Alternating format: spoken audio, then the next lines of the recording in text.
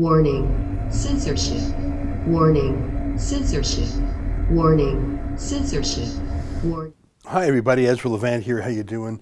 It's Friday, January 29th. I can't believe we're already into February. We're coming up on the 1-year anniversary of the pandemic. And if anyone is still wondering if 2021 is going to be worse than 2020, I think the answer is abundantly clear. Yes, it will be. About half an hour ago, there's a tweet by Althea Raj that just went up with some of the details. Justin Trudeau just announced not just new quarantines, but new quarantine detentions. This is incredible.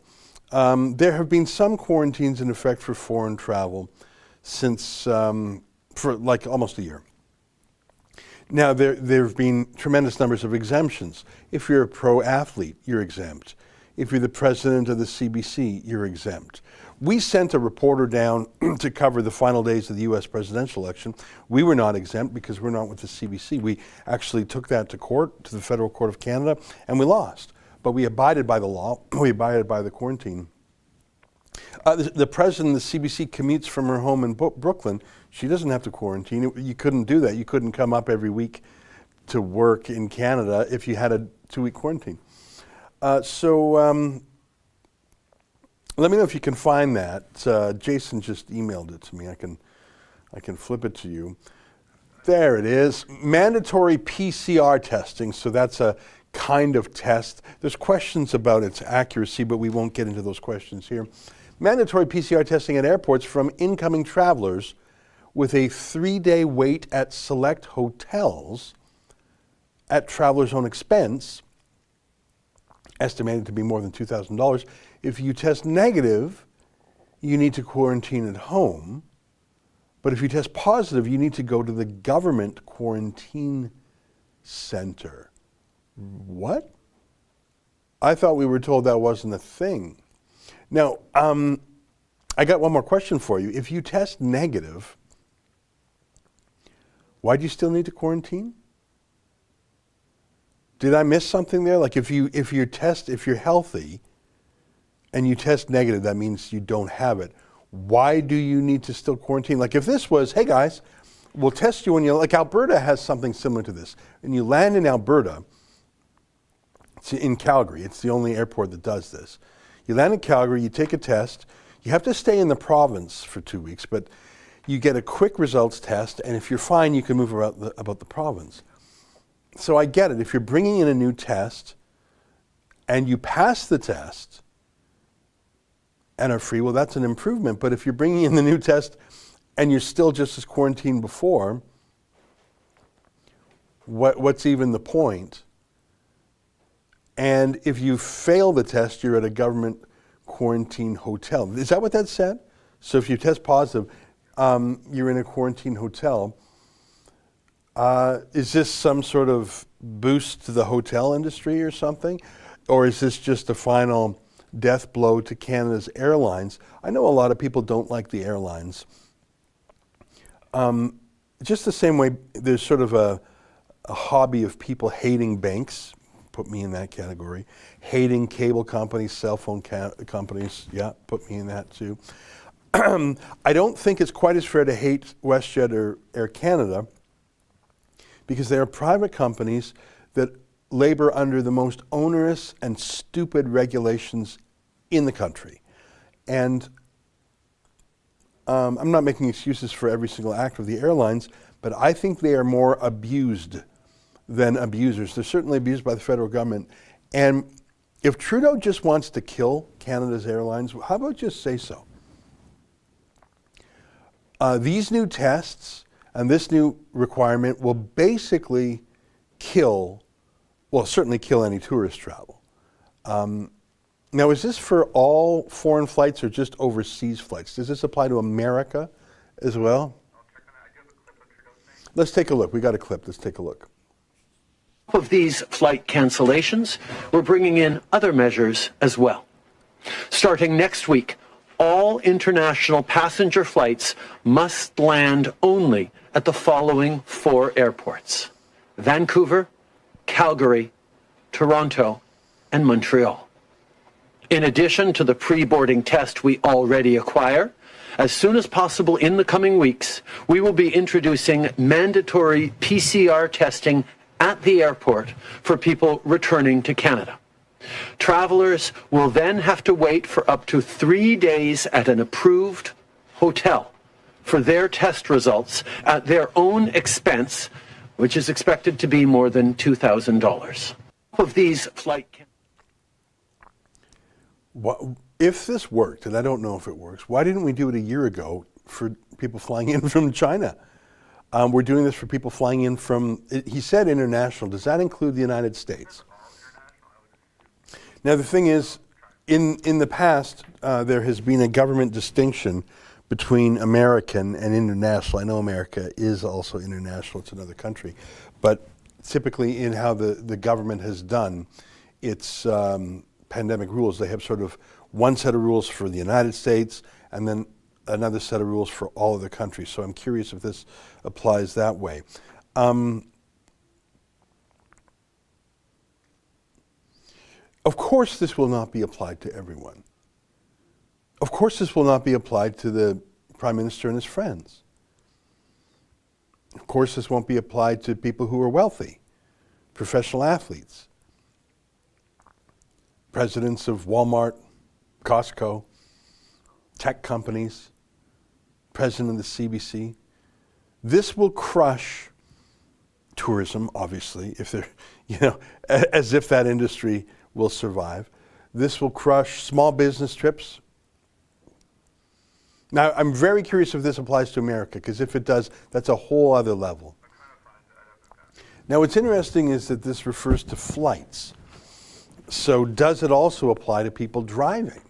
Because what if you, like Trudeau mentioned, there's only one flight in Ontario that will take foreign flights, and that's Toronto. Now, I thought that was an announcement made months ago. I did not know there were any foreign flights coming into any other cities besides Vancouver, Calgary, Montreal, and Toronto. So this might just be a re-announcement. But so if you flew from, and again, we need to confirm if this applies to America, if you flew from New York to Toronto, and that's a very busy route. In the before times, Air Canada had hourly flights. WestJet had a lot of flights, and obviously a lot of American airlines. Those are two very big cities. America's biggest city, Canada's biggest city, hubs of commerce and media, etc. An enormous amount of transit between those two cities. If that is covered by this, well, that's just dead, because no one would do that. But what happened if you went from New York City to Niagara Falls, New York, and drove across the border? Does it apply in your car? I don't know. I wonder if this is even thought through at all. And I'm wondering what the impetus is for it. We've been talking about these COVID hotels. We've been covering them for months. And people laughed at us and mocked us for doing so. Well, now they're real. These COVID camps that you have to pay for, will they be guarded? And by whom? I should tell you that one of the things that we have learned, because we have a reporter in Melbourne named Avi Yamini, one of the things we have learned is that in Australia, they put their quarantine people up in hotels, and then they just sort of hired guards on Kijiji or whatever for like $12 an hour. And the guards weren't real guards. And I know this sounds funny. Can you grab this headline? I want to prove to people I'm not making this up. The sex between these $12 an hour Kijiji guards, or what's the help wanted? Is Kijiji even still a thing? Maybe that's just a Canadian thing. It's like this bulletin board. It's like Craigslist used to be, right? Where you could just sort of buy or sell anything. So Google Australia quarantine guards sex. And I know you're joking about that last part, right?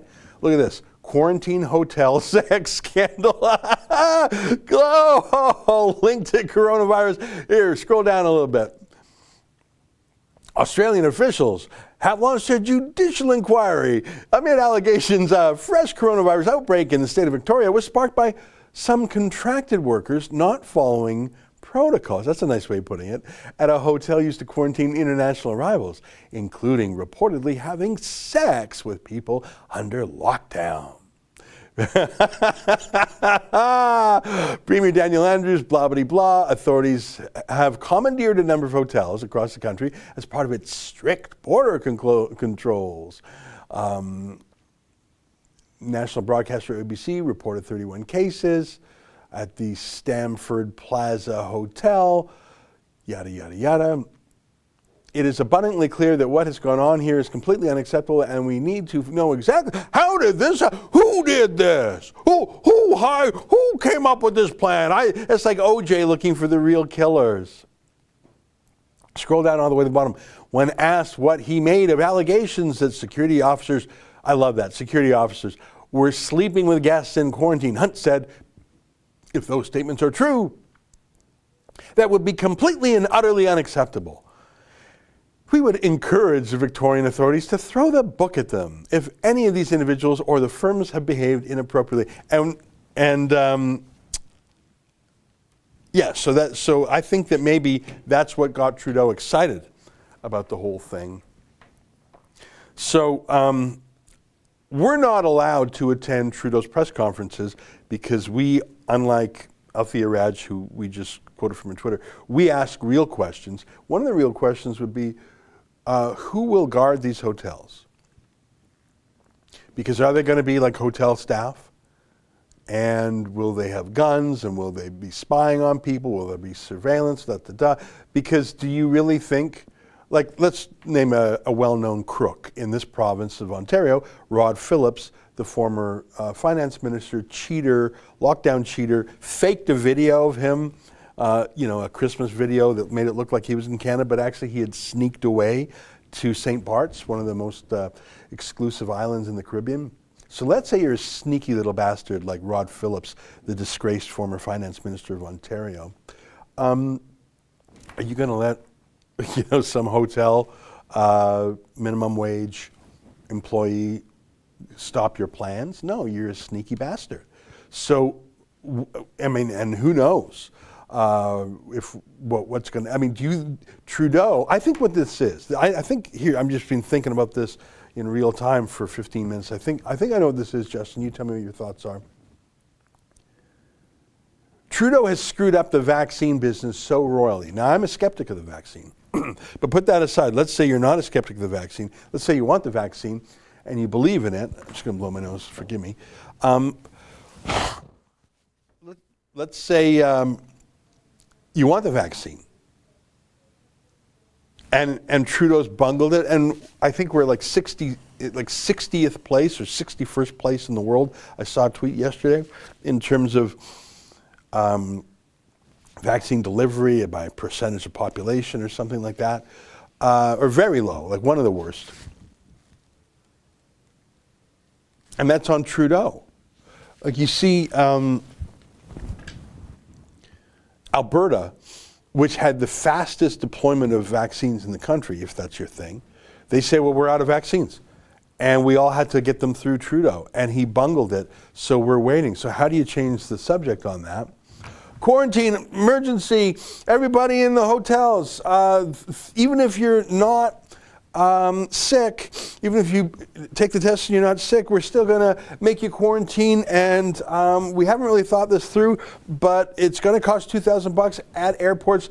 Don't ask us any questions about security. Yeah, this was tried in Victoria and it just turned into a mess. Hey, everybody, look, there's a squirrel. Squirrel, look at the squirrel. Just don't pay attention to the vaccine question. Justin says to me he thinks it may not be American, so we're looking here. What's this, CTV? Prime Minister Justin Trudeau announced that all Canadian travelers returning from overseas. Okay, well that's important, and I'm glad to hear it.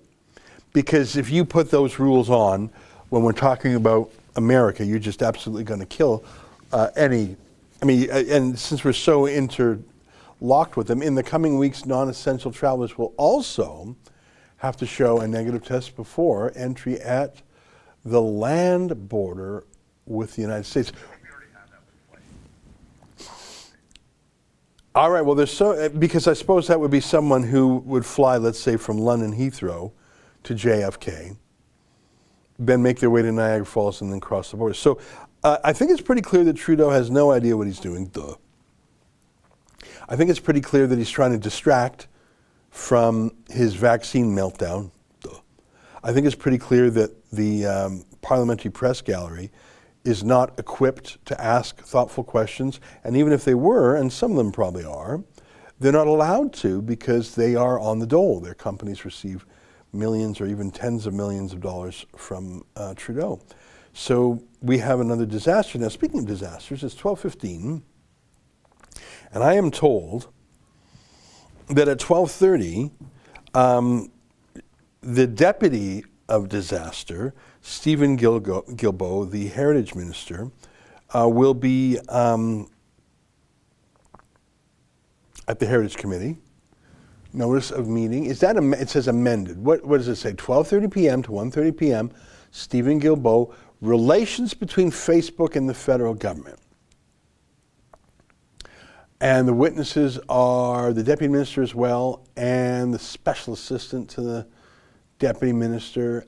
And at 1:30, then they're going to hear Kevin Chan from Facebook. I should tell you, Kevin Chan used to work for the Liberal Party leader's office. And then a couple of other, Mark Dinsdale, Facebook, and then Rachel Curran, who used to work for Stephen Harper, actually. So they've got their partisan lobbyists there. I'd like to take that live if we can figure that out, of what Guilbeault says himself. I mean, I don't expect Facebook will say anything interesting. It'll be like a fog machine.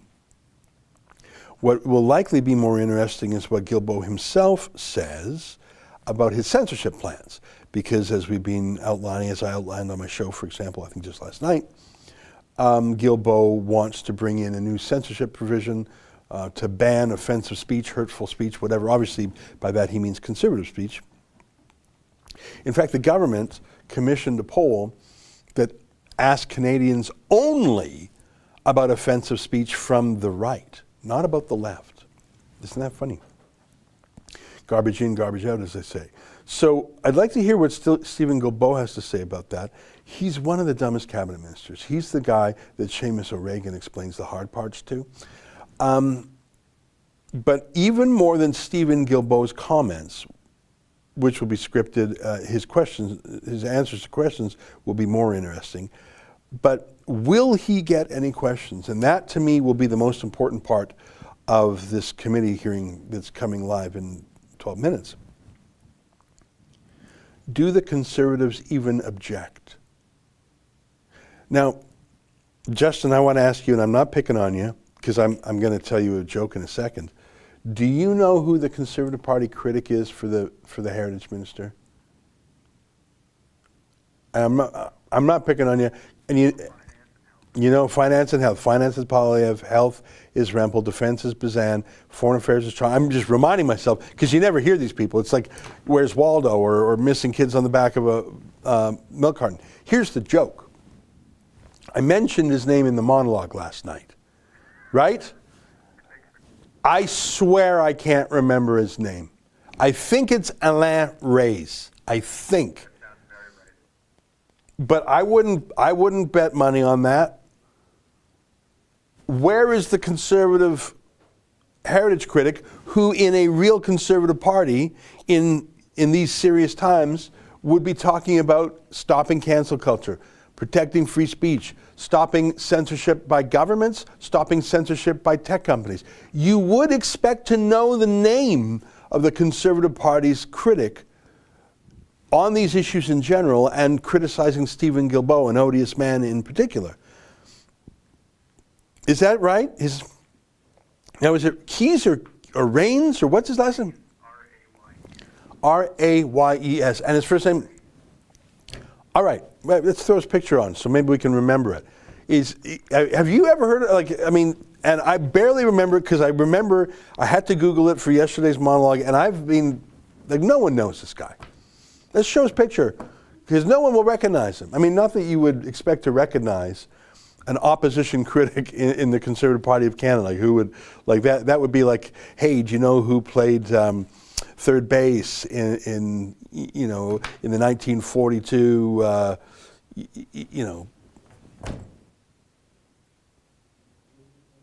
the Blue Jays even around? It's the Blue Jays. Alan Ray's, anybody ever seen that guy or heard that guy before?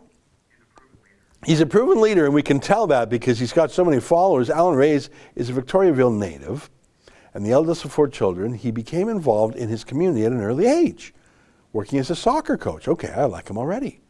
In Quebec's AAA league before taking over the Victoriaville soccer tournament, which he helped grow into one of Quebec's top 3 tournaments. Okay, well, that sounds like a good guy. In school, he earned a Bachelor of Education in Math and Computers. Oh, that's good. Followed by a Master of School Administration. Okay. Began as a teacher, blah, blah, blah, blah, blah. Oh, then he was involved in the Action Démocratique Quebec Party under Mayor Joyce. Sounds like a good guy. Fueled by his passion for politics, he became mayor of Victoriaville. Okay. After 6 years, he made the leap into federal politics, and he's been the MP for Richmond-Arthabasca since then. Numerous roles, named Quebec Political Lieutenant by Andrew Scheer. That's why we never heard of him.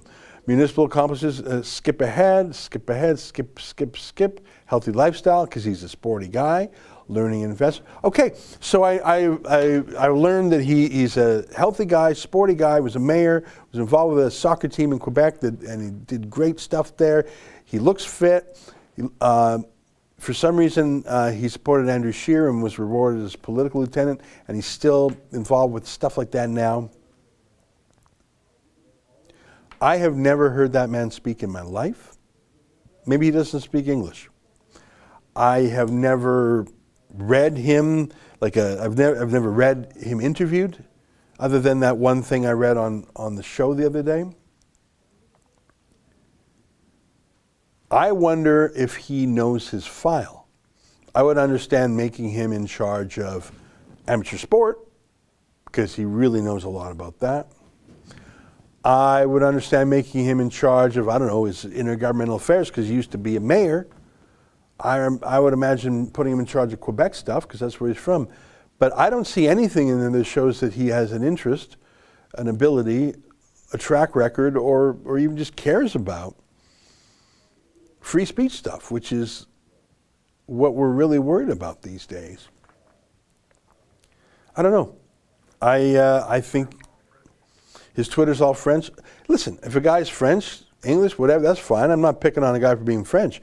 Although that does make it hard to talk to 3/4 of the country if you're not bilingual. I'm not going to get into the language thing here. It's fine that he's French. I mean, can he say interesting things about freedom of speech, cancel culture, big tech monopolies, censorship by Silicon Valley, foreign censorship by Silicon Valley of Canadians, Stephen Guilbeault's demands to have Facebook delete things within 24 hours? I'm worried. Of course I'm worried about Stephen Guilbeault, but I'm even more worried that the Conservatives are not on guard. Let's read some super chats before we go on to that video feed. Braden Clock, $2. YouTube, Pastor Stephen Anderson. Okay, that doesn't tell me a lot. Sheriff family, $5, thank you. AMT, $5. Can being forced at a quarantine hotel be fought like Chris Sky did for that Jamaican guy, where he helped him leave, ordered him an Uber to go home? Well, when I saw news of today's press conference, I immediately wrote to our lawyer and I said, we need to get involved in this. This is surely a constitutional challenge issue. We just need someone with what they call standing. Standing means you go to court and the judge says, who are you? Why are you here? You can't just say, oh, I'm a busybody who wants to be here in the courts. You got to say, no, I have standing to be here, Your Honor, because I was put in one of these hotel sex jails, as they were in the state of Victoria, Australia. No, $5. Hi from Newfoundland, Ezra. Love you and everyone in the Rebel. Can't get over what Trudeau's doing with a minority government and no one is stopping him. Well, that's the thing, isn't it? Really, is there anything that Trudeau would be doing, is not doing now that he would do if he had a majority. I mean, maybe he'd be even crazier. But, I mean, where's the opposition opposing? I hear Aaron O'Toole's videos, and he says, we're going to get Canada back to work. I don't think that's the top of mind issue, unless because that's just so generic. If you mean end the lockdown and get back to work, and now you're talking. If you mean take your boot off the neck of the travel and tourism industry, the hospitality industry, the restaurant industry, all right, now you've got my attention. But he doesn't say any of that. I feel like I'm watching soft focus TV ads from the 2015 election when I hear Aaron O'Toole. Share family, $5. Deputy Prime Minister Chrystia Freeland sits on the Board of Trustees for the World Economic Forum. Wonder where her priority lies. Is that true? Can you Google that? Chrystia Freeland on the Board of Trustees for the World Economic Forum. That would be incredible if true. I think it's just weforum. Well, you can find it. Like, just who are the trustees? That's incredible if that's true. Thank you for the tip. Bracket Thor, $5. One time I dated a girl. I made her take an AIDS test. She tested negative, so I quarantined her in my room for 3 days straight. Well, you're being a very bad boy. Well, ain't it true? Look at that. Chrystia Freeland, Deputy Prime Minister.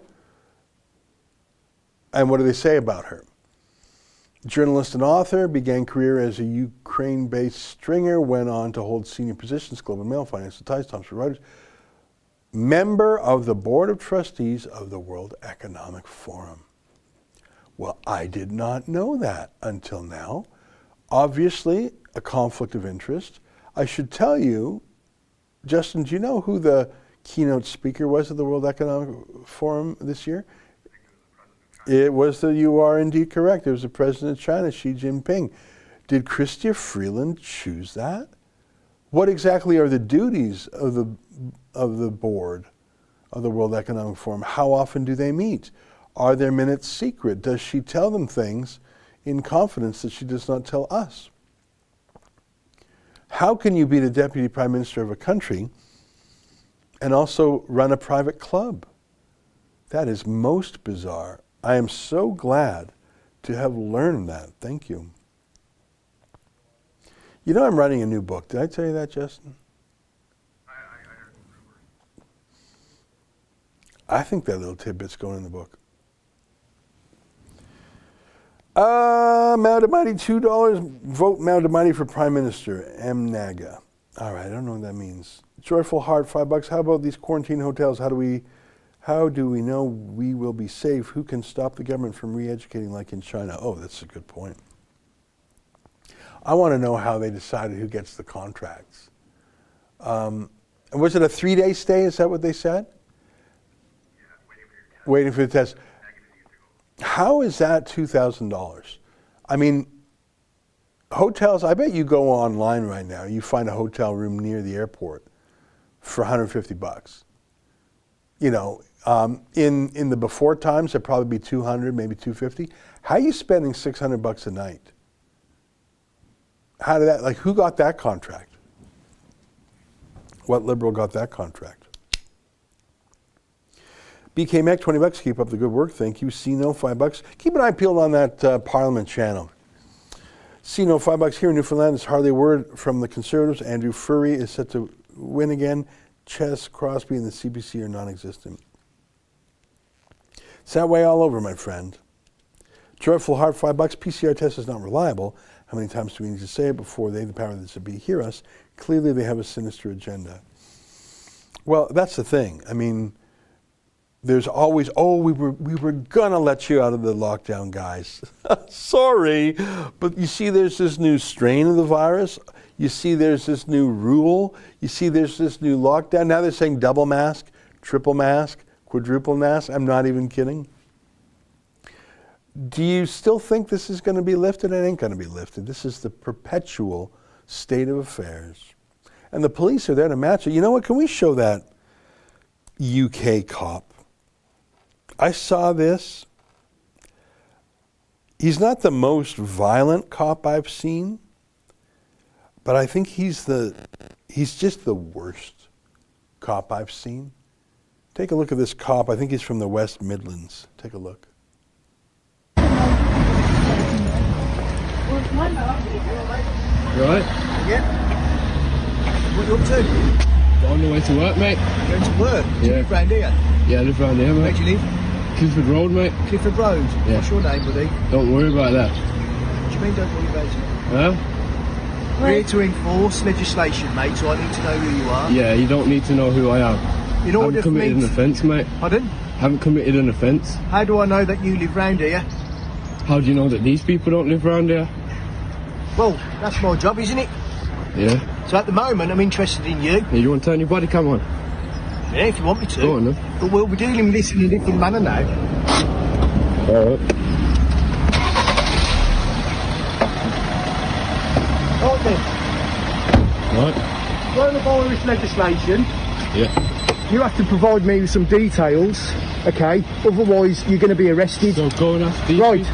So I'm interested in you at the moment, okay? Yeah. So if you fail to provide me yeah, with some go on. details, you're going to be arrested, Bro, mate. back up from Okay? the So Bro, you, back up no, from the bro. you're refusing your details Bro, I'm refusing the details, Yes. bro. Look how close you're getting, bro. because you're going to get locked up in a bit, mate. I'm going to get locked up for Yeah. what?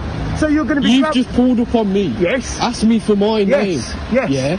I live round here. Yes. What's to say I these other don't know people? you live round here. Yeah. What's to say And you're these other arguing. people? You're that... arguing with I know us. I'm arguing because Okay. you could say the So same that, to these that gives people. me reasonable You get me? suspicion that you're telling no, me lies. it's not. You're obviously just harassing me. No, I'm you not get harassing you. It's the first time I've Because met I got a you, mate. hoodie on, I got a coat on. Yeah, I'm Yeah. on my way to work. Okay. Yeah. I'm a So- normal citizen. Yeah, so you've got no problem Huh? with providing details. Why You're a would hard-working lad. why would I allow someone to just pull me over? We're the police. We're not just someone, you idiot. Huh? What? So just because you're the police, that Yes. gives you the right to stop anyone you want Yes. and get their details? Because we're you enforcing- need to be re-informed Okay, about mate. the law. Just have a sit in the car then, buddy. What? Look, faggot. What the fuck? Sit in there. Blood! Sit in there. Bro. Right, we'll sort this out at the station then. Why? Okay, so you're going to be late to work. Why? Bro! Put your seatbelt on. How do you feel about that? How do you feel about that video? How do you feel about that cop? How do you feel when you see videos similar to that, not once, not twice, not 5 times, but like 100 times now?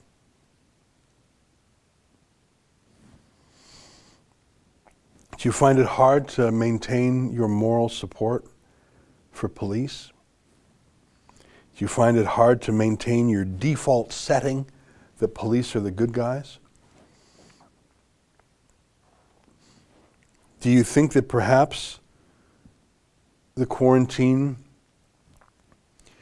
is permitting the worst instincts of various police officers to shine through without comeuppance?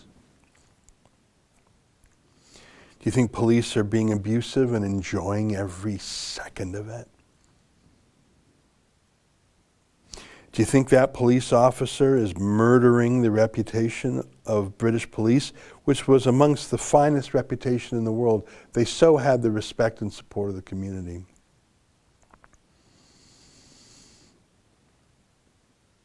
How can any police force continue to have him? Oh, but they will. And that shows that it's not a rogue anomaly, does it? That shows that, no, that's how it is now. It's how it is now. That's outrageous. All right, let's get back to the Super Chats. I hate that video. Noble Canadian, $50. Thank you very much. Hi, Ezra. Have Ford or Trudeau ever mentioned in any of their press conference to respect people who are mask exempt? I never noticed unless I missed something. Thanks for helping us fight all this stuff. Is my mic on the wrong side? It is, isn't it? Can you still hear me when I point towards the laptop there? Okay. No, I've never seen either Ford or Trudeau or frankly any mayor talk about the mask exemptions because they are little tyrants, every one of them. Alan Plummer, $50. Alan, that's great. Thank you. Chris Lynch, $5. Did you hear about the Bonnyville and Lac La Biche mayors sitting down at a local Bonnyville, Alberta restaurant in support of opening up? Silence from the Premier. I not only heard about it, I saw a picture of it. I tweeted it yesterday. I think, I'm not sure who I retweeted it, but I did see that. I was very glad to hear it. That's what I mean. It's a very grassroots thing. It's not like a professional protester thing. It's the community saying, we're done. We're done. And it's interesting because, of course, in rural parts, they don't have Skip the Dishes, DoorDash, Uber Eats, whatever it is. In the big cities, one of the ways restaurants have been surviving is with these delivery services. But there ain't no delivery service there's no Uber Eats in Bonnyville, Lac La Biche, Mirror, Smith, Mossley, these other little towns in Alberta. So people will drive by and go to a McDonald's drive-through somewhere. Yeah, there we go. Huge shout out to these Alberta politicians that found the courage to stand up for their constituents and small businesses. Gene Sobolewski left Municipal District of Bonnyville, Reeve Greg Sawchuk, Middle, and Lac La Biche County Mayor Omer Mograbi, right, at the Lakeland Grill on Tuesday. Now, they're wearing masks, which they obviously put on for the photo, which I don't mind. Like, obviously, they're not eating with those masks on because that wouldn't make any sense. I think that's their way of saying, look, we're cool with following these BS rules, but we're not cool with following the rules that are killing the economy. It's a weird thing that they put masks on there. I think that's their way of saying we're not radical. Dave B, $20, thank you. Bill Bevan, $5. Little emoji, thank you for that. Paul Forrest, $25. I would like to see equal time for a flying drum. Thank you. Okay, a flying drum. I mean, we don't have one. We don't have one, but maybe in the future. Thank you for the idea. Olga Jenny, $5. Is Rebel still digging into We Charity and the Trudeau Foundation? Well, I don't know if you know this, Olga, but we filed a formal complaint. Can you go to auditwe.com? We retained a law firm at some expense to review all the public materials on the We Charity and to file a proper complaint to the audit department of the Canada Revenue Agency Charities Directorate. Scroll down a little bit, scroll, and then I want to show the document.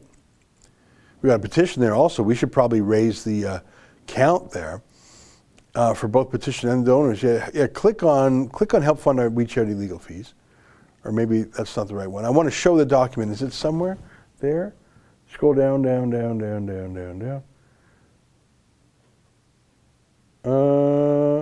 Where's the letter?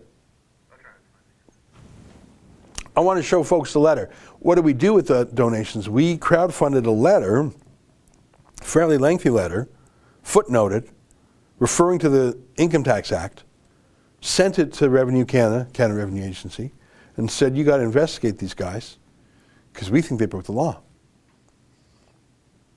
And maybe Sarah can just tweak that page, update a couple of things, and make it. Okay, yeah, click on that link. Sometimes we got to make it. Yeah, there we go. So scroll down. How many pages is that letter? 27. So we did that in July. Compliance Department, letter of complaint regarding charitable status of We Charity, summary. And then just scroll down, just like, and go right to the last page. How's that? Because that's probably where we asked them. It's a bit choppy there. Anyways, folks, so you found that fairly easily at... there's a link that says read the letter here. Okay, so that's a long answer to your question, Olga. And may I invite you to read that letter. I think you'll find it a good letter. It was very well drafted. Barrick, $5. Young Global Leaders has all the political figures on the World Economic Forum from Canada and the States. Just take a look at lots of names and faces. Keep it up.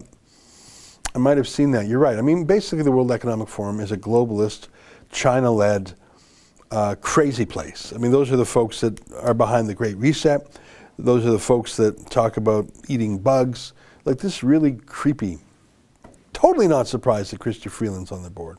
Well, I am surprised, but I'm shocked but not surprised. That's what I meant to say. Kenny Dion, $20. If you are vaccinated, has anyone asked Red Cross if you can still donate? Contamination. Also, I hear Deco Labels supplies Amazon with packaging labels. Could be. All right. So are we caught up with the Super Chats? I think we are.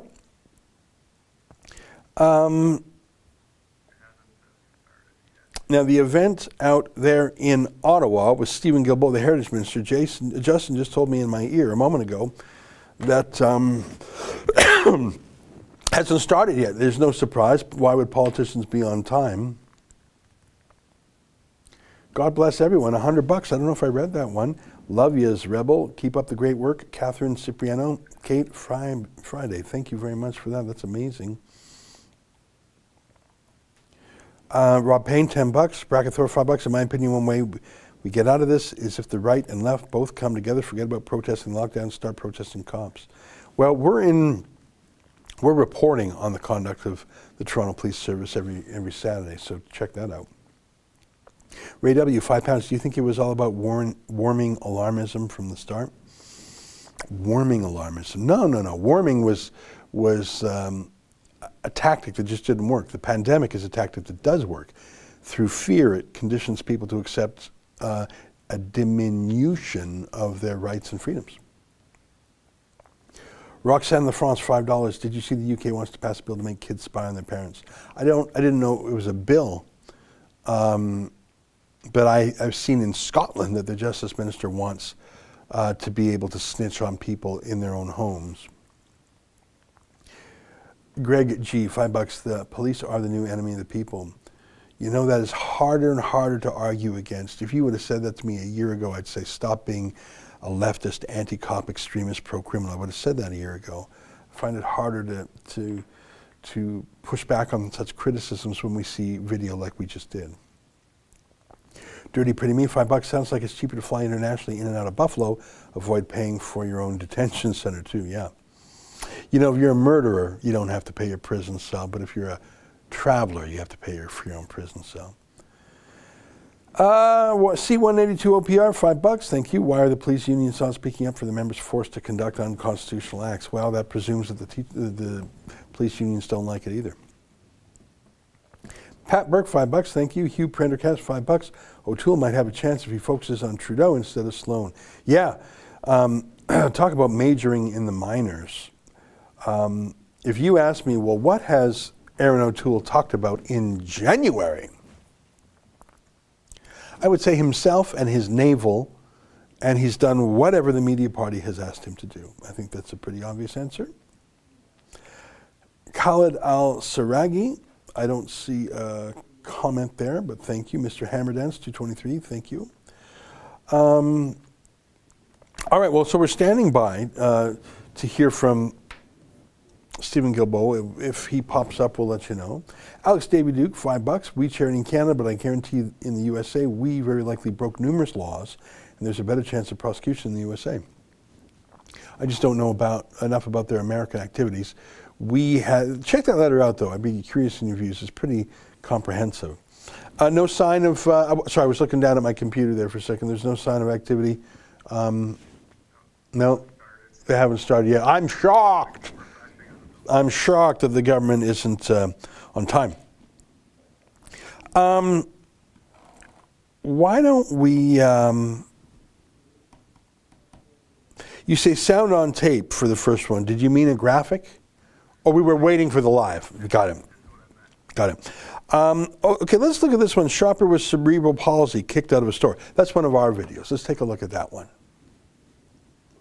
I'm just an average guy who wanted to do Christmas shopping, and I was made to feel ashamed and dirty and not like I wasn't supposed to be there.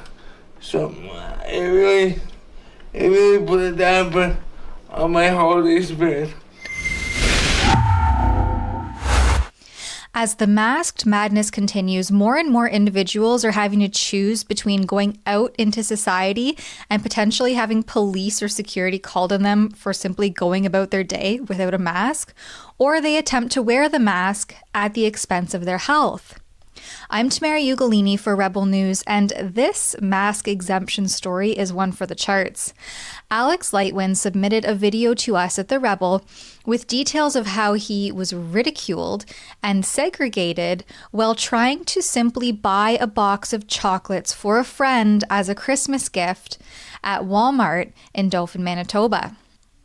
You see, Alex has fairly advanced cerebral palsy, so he is exempt from wearing a mask or a face covering as per the Manitoba mandate, where it says, non-medical masks should not be worn by anyone who is unable to remove the mask without assistance, for example, due to age, ability, or developmental status. Alex falls under that category. Hear it from him himself. And so, Alex, maybe you can just give us a quick recap of what happened to you at that point.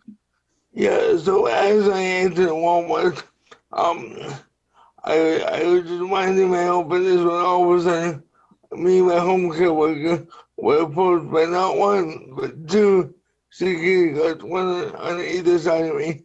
And they stopped us, and the one security guard looked at my home care worker and goes, "Excuse me, sir, can you tell him," meaning me, to put on his mask? And my home care worker said, "Talk to him." And the second time, they asked my home care worker to tell me to put on my mask. At this time, I was frustrated because I was completely annoyed. And so I tried to interrupt and said, "Excuse me, sir, if you want to talk to me about something I'm doing, talk to me." And then they ignored me and continued to talk to my worker. So for the third time, I rose my voice and said, "You can talk to me." So the security guard looked at me and goes, "Well, I need you to put in a mask." I said, "No, I don't have to wear a mask because it's stipulated by Manitoba Health and Health Canada that I have this." What a frustrating story. I should tell you, every single mask bylaw in the country, including for airplanes and airports, specifically exempts people who have difficulty putting on or taking off a mask. Whoever discriminated against him is not only an immoral and unethical person, but they were also breaking the law. Now, I'm sorry to interrupt that video. You can watch the rest of it on our YouTube page. But I understand that Stephen Guilbeault has made his royal self available to the parliamentary committee. Can we take that feed? Here we go. I would like to take this opportunity to remind all participants to this meeting that screenshots or taking photos of your screen is not permitted. So, given the ongoing pandemic situation, in light of the recommendations, we are also maintaining practices here within this physical room. For those participating virtually, I would like to outline a few rules. Members, witnesses may speak in the official language of their choice. Interpretation services are available for this meeting, and you have the choice at the bottom of your screen of either the floor, English, or French. With the latest Zoom version, you may now speak in the language of your choice without the need to select the corresponding language channel, which I'm sure all of you are aware. And of course, as I mentioned before, and as you all know, please address all your comments through the chair. Because we are in a virtual format such as this, let's be careful. I ask that if you're asking questions, please address the person or say the person that you're asking the question to, because it makes things a lot easier given the virtual format. Now, I've just been told that the minister is online. So let's go to our first guest.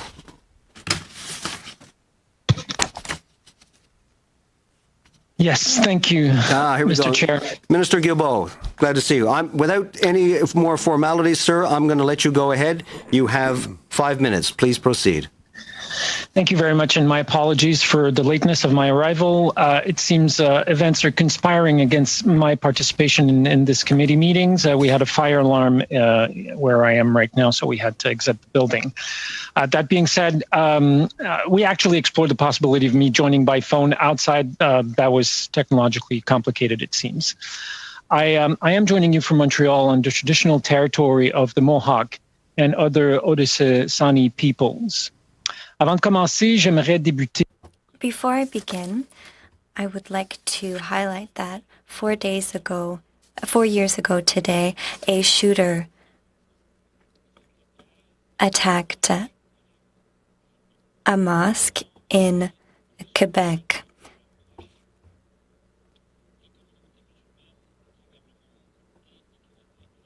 Canadians remember this violent act today.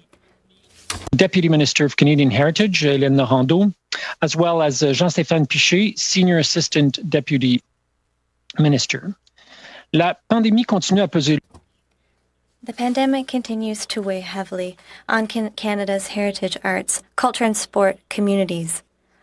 We are all committed to helping them get through the crisis and supporting them in their recovery. I thank the committee for pursuing its important work despite the difficult circumstances. Your study on challenges to the arts, culture, heritage, and sports sectors caused by COVID-19 will be a valuable asset in these efforts, and Canadian Heritage was pleased to participate. I would also like to acknowledge the excellent work you have done on Bill C-5, which seeks to establish a National Day of Truth and Reconciliation as a statutory holiday.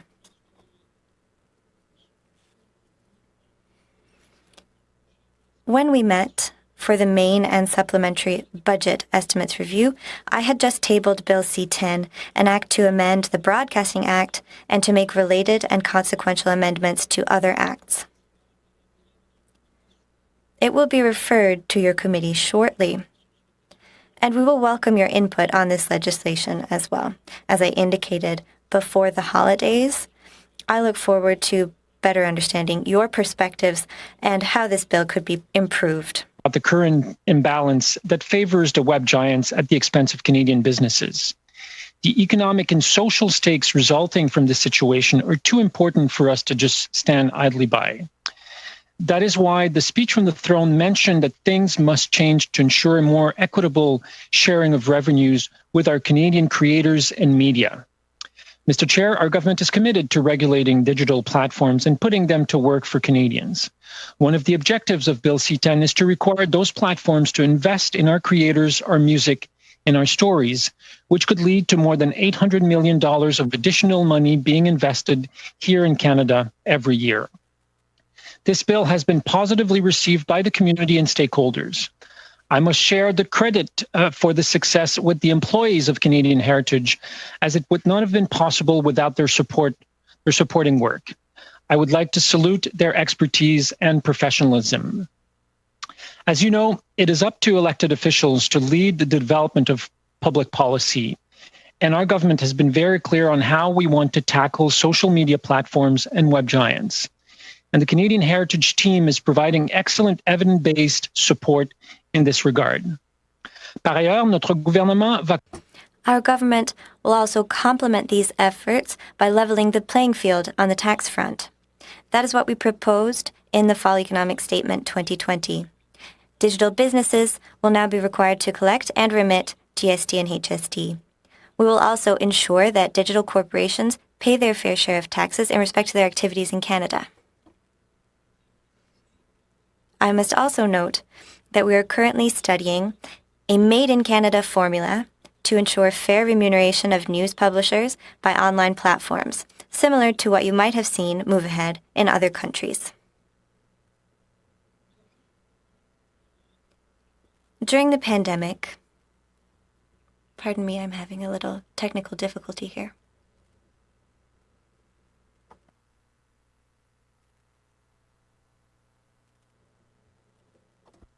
It shouldn't be long. Bon, voilà, merci. Nous avons... During the pandemic, we saw that digital platforms are more than ever at the heart of communications between Canadians and are keeping us connected and informed. Unfortunately, some internet users are also exploiting these platforms maliciously to spread hate, racism, and child pornography. There is currently illegal content being uploaded and shared online to the detriment of Canadians and our society. This is simply unacceptable. Encore une fois, mes excuses, monsieur. Pardon me once again, Mr. Chair. I'm having technical difficulties again. Do a quick summary, Minister. We're just closing in on your time right now. I'm almost ready to listen, Mr. Speaker. I'm going to stop here. I'm sure I'll be able to tell whatever I needed to tell as I answer questions from my colleagues from the House. Thank you very much, Mr. Speaker. Okay, thank you very much, Minister, for those opening remarks. We're now, as you know, going to questions, and I believe Mr. Lewis is up first for the Liberals. Mr. Lewis, you have 7 minutes. No? I believe it was, well, no, it was I don't think it's the Liberals either. So I don't think it's the Liberals. Oh, sorry, to the Conservatives. I apologize. Point of order. 6 minutes, not 7, Mr. Chair. Yeah, right. I know. Sorry, I got confused with the last one. So go ahead. Mr. Reyes, are you up for 6 minutes? Merci, Monsieur le Président. Thank you, Mr. Chair, for allowing me to ask my question. Before beginning, I'd like to thank the Minister for taking some of his time to come and meet us at the committee. And I would like to thank his 2 senior officials as well for this study, which must be done quickly, looking into the relationship between your government and Facebook. We're referring to an email that was sent. It led to some confusion, and people are wondering about that. So today, I'm sure we'll be able to clarify the situation. Since you're here, Mr. Minister, I would like to take the time to make a comment about the last time you were at our committee on November 5th, when you asked a simple question, or rather, we asked you how you did the calculation at your department regarding $830 million of additional investments by 2022. Today, your senior officials are with you again.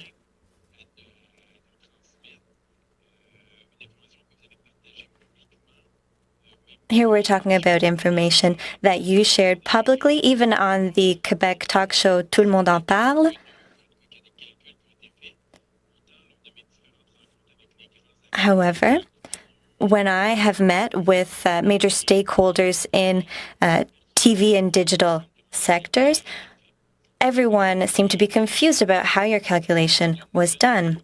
After November, we did not hear back from your department, and we tabled a resolution which was unanimously accepted in the House, including by your Liberal colleagues, to gain access to that information. As you know, we on our committee are working on a study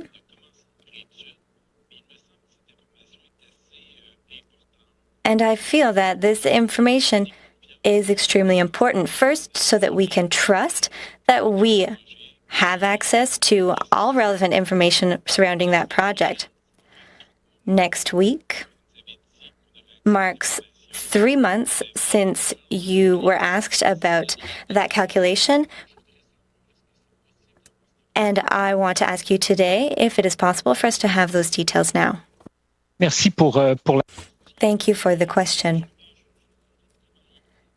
Absolutely. Of course. Perhaps I should give the floor to Hélène or Jean-Stéphane. Perhaps through a written document, we could transfer the information about the amount, which was over $800 million. So that was the great... That is not an exact number. Alain Reyes, am I saying the name right? That was him, looking sporty, looking good, looking like a toiger. Did he ask about censorship? Did he ask about... Oh, let's listen.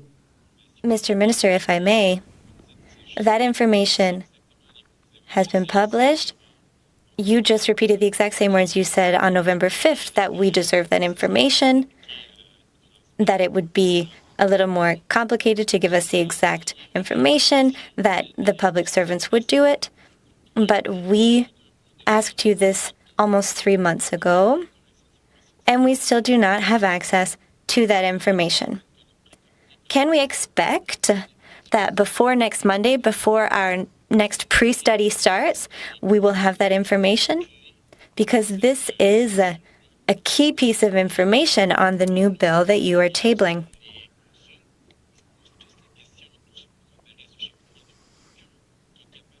And no one is able to come up with the number given and figure out how the calculation was done. Madame Laurent-Deau. Ms. Laurent-Deau, Mr. Pichet, could one of you add some more detail to the answer that I gave to Mr. Riez? Hélène Laurent-Deau. Two things, Mr. Chair. You would not know by watching this excruciating committee meeting. You would not know that Stephen Guilbeault, the Heritage Minister, and by the way, he's the only convicted criminal in cabinet, which is a bizarre thing. I don't know how the RCMP even allowed that. You would not know by the questions put to him by the Conservative critic that he has threatened to censor the internet, set up an entire new department in charge of censoring the internet, that he has been instructed by Trudeau to have massive penalties for internet companies that do not censor and censor within 24 hours. You would not know that because the Conservative critic isn't particularly perturbed about it, at least not enough to make that his focus. Freedom of speech, government censorship of Conservatives in particular, conflating being conservative with being a terrorist. Not even on their radar. I'm sure that whatever technical thing he wants from this briefing about that number and this, I'm sure that's important. That's something you can probably, let's listen to him. I'm going to interrupt you because I don't have much time left. You have already told us that before. We have spoken to those organizations. Those numbers do not correspond. 3 months ago, we asked for a written explanation. You said yes, along with the minister, that that would be possible to do. Yet here today, we're asking you the same question. We would be delighted to hear from you. That will help us to do our work, especially since we are starting new work next Monday. I think this is the bare minimum 3 months afterwards to provide us the document. Move on. I've been a little bit generous over the time, so I'm going to have to move on to the next question. Apologize to everybody. I do have the right list right now. So, Madame Bissette, pour 6 minutes, s'il vous plaît. 6 minutes to Ms. Bissette. Thank you, Mr. Chair. Thank you, Minister, for being with us today. As you explained in your speech, 4 years ago today, 6 people lost their lives. So tonight there will be a So this is a scripted question from a Liberal MP, a scripted softball question to Stephen Guilbeault, and you can see she's talking about the shooting at a Quebec church, mosque, excuse me. So she's laying the groundwork for censorship. Making the case that we need to censor people. I mean, let's turn off the volume so we can hear it. So let's just listen. Hateful, extremist, or even radicalizing content on digital platforms. In your mandate letter, regulating digital platforms is included. I would like for you to give us an update on the essential work the government is carrying out to protect Canadians online. Merci beaucoup pour la question. Thank you very much for the question. We have discovered something, and to that end, on Radio-Canada's website this morning, there was an article about radicalization on online platforms. in particular, the attacker from January 29th, 4 years ago. Our initiative is a joint initiative between a number of departments, incling Heritage Canada. So I don't know if you saw what happened there. A Liberal MP read from a scripted question, and the Innovation Department. And you're hearing that Guilbeault himself has a scripted answer. And they're not talking about where's the document from this committee that I needed to have on this day. They're talking about radicalizing people on the internet and how we have to stop them. And 4 years ago today, there was a massacre because of the internet, and so we got to censor the... So the Liberals have their messaging down pat. The timing of today's meeting is specific. It's the 4th anniversary of that shooting at the mosque. You just saw that Liberal MP read a written question, and you can see that Guilbeault is reading a written answer on the message of the day, which is we need to censor the internet because otherwise bad people on the right will do violent things. That's the Liberal show today. And you've got some anonymous Conservative MP, nice guy, soccer player, sure he's a nice guy, completely oblivious to what's going on, completely inattentive to the desperate state of free speech and censorship in this country. And that's your Conservative Party, folks. And by the way, I've said his name 3 times today, and I'm sure I've forgotten it already. Can you even remember the name of that guy? Justin? Elaine Reyes. Yeah, you got it. Yeah, I'm going to look at this a little bit more carefully. Maybe I'll do my show on it tonight. But do you see, it's like you've got like a World War I biplane called the Conservative Party. Hey, let's listen to this. Let's listen. On digital platforms. Although we know everyone has the ability to express themselves freely, sometimes those words can turn into hateful speech. And that is a violation of the rights of others. In this context, how do you plan to hold people responsible, to hold online companies responsible? Thank you for the question. Regarding this bill, I'll tell you what we have planned. We will develop a new regulatory framework for Canada, and online platforms will have to comply with that framework. There will be a new regulator, and their task will be to implement the new rules and also to monitor work carried out by platforms around hate speech.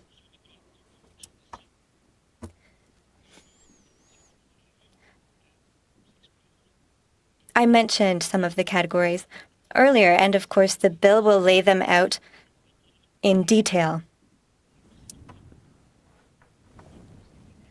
The regulator will be able to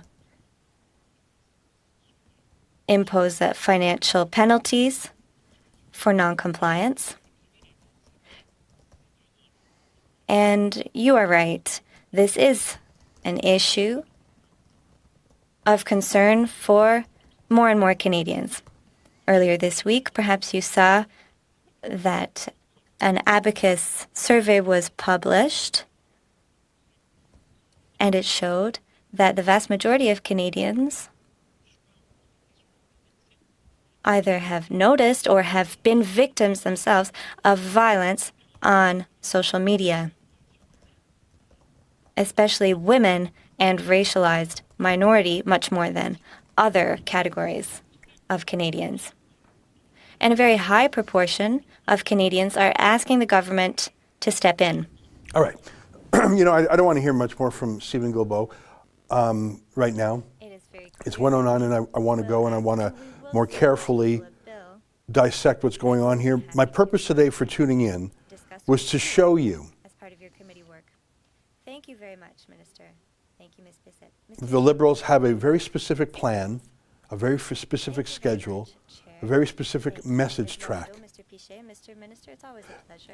It's the anniversary of the Quebec shooting today, and it is on this day they're announcing they're censoring the internet.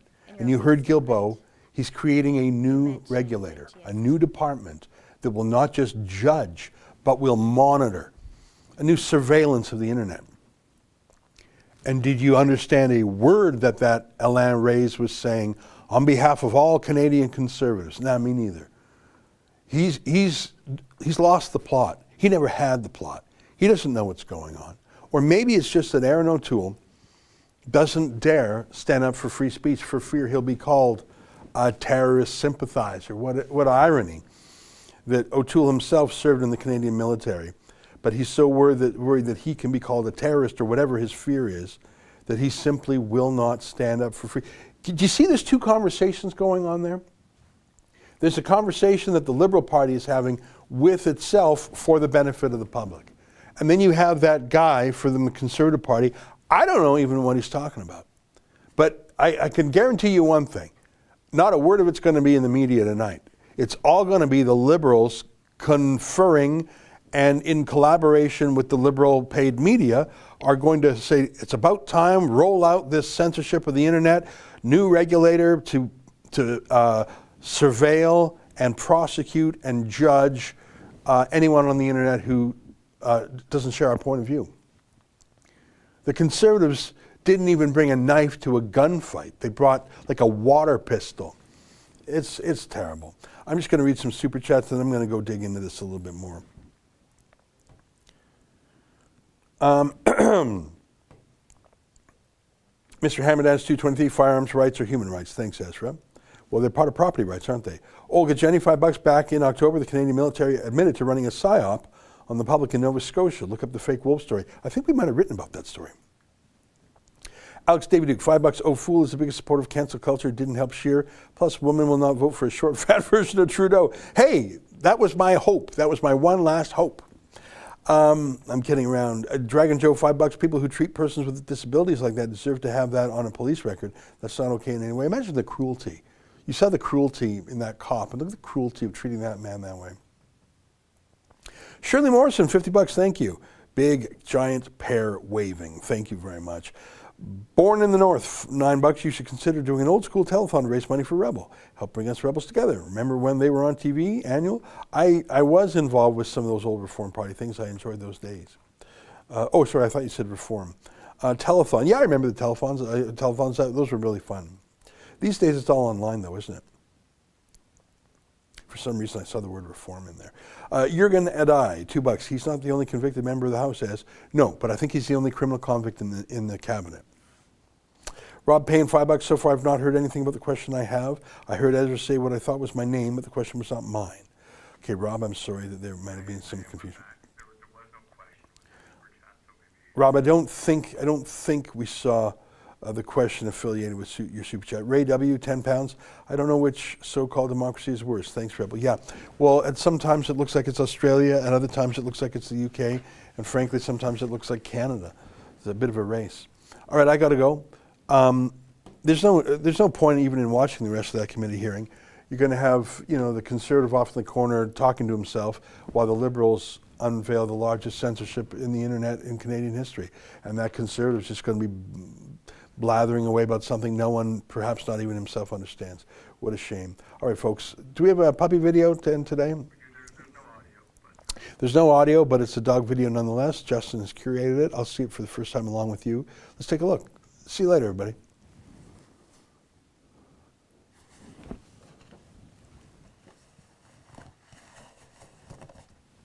That's funny.